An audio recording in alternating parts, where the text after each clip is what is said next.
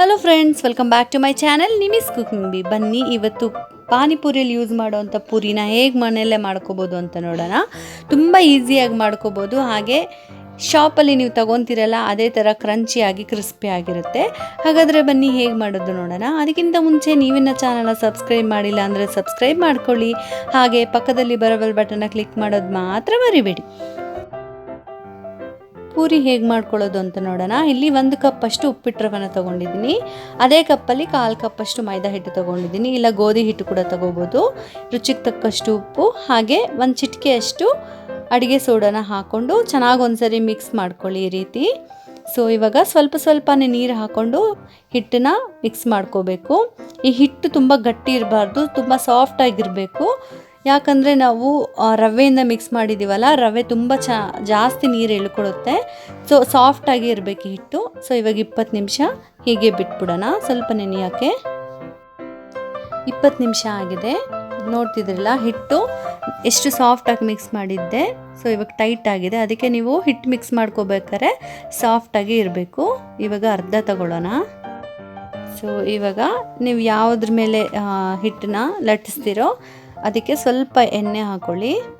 So ಎಣ್ಣೆ ಹಾಕ್ಕೊಂಡು ಈ ರೀತಿ ತುಂಬ ದಪ್ಪ ಅಲ್ಲ, ಹಾಗೆ ತುಂಬ ತೆಳುವಲ್ಲ, ಆ ರೀತಿ ನೀವು ಈ ರೀತಿ ಲಟ್ಸ್ಕೋಬೇಕು. ಸೊ ಈ ರೀತಿ ಲಟ್ಸ್ಕೋಬೇಕು.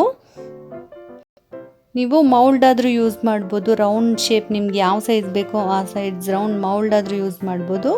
ಇಲ್ಲ ಯಾವುದಾದ್ರೂ ಮುಚ್ಚಳ ಇರುತ್ತೆ ಅಲ್ವಾ, ಆ ಮುಚ್ಚಳಿಂದ ಕೂಡ ನೀವು ಈ ರೀತಿ ಶೇಪ್ ಮಾಡ್ಕೋಬೋದು.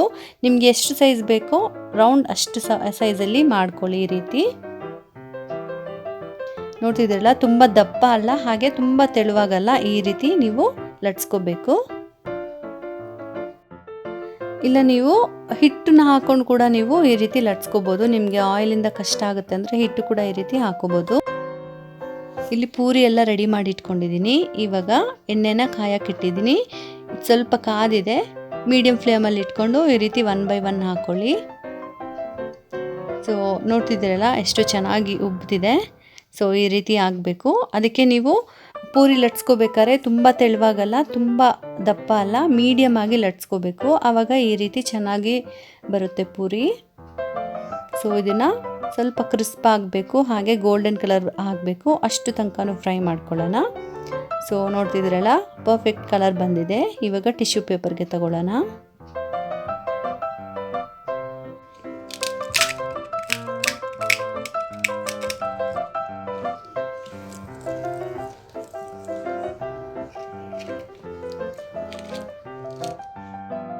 ನೋಡಿದ್ರಲ್ಲ ಎಷ್ಟು ಈಸಿಯಾಗಿ ಪೂರಿನ ಮನೆಯಲ್ಲೇ ಮಾಡ್ಕೋಬೋದು ಅಂತ.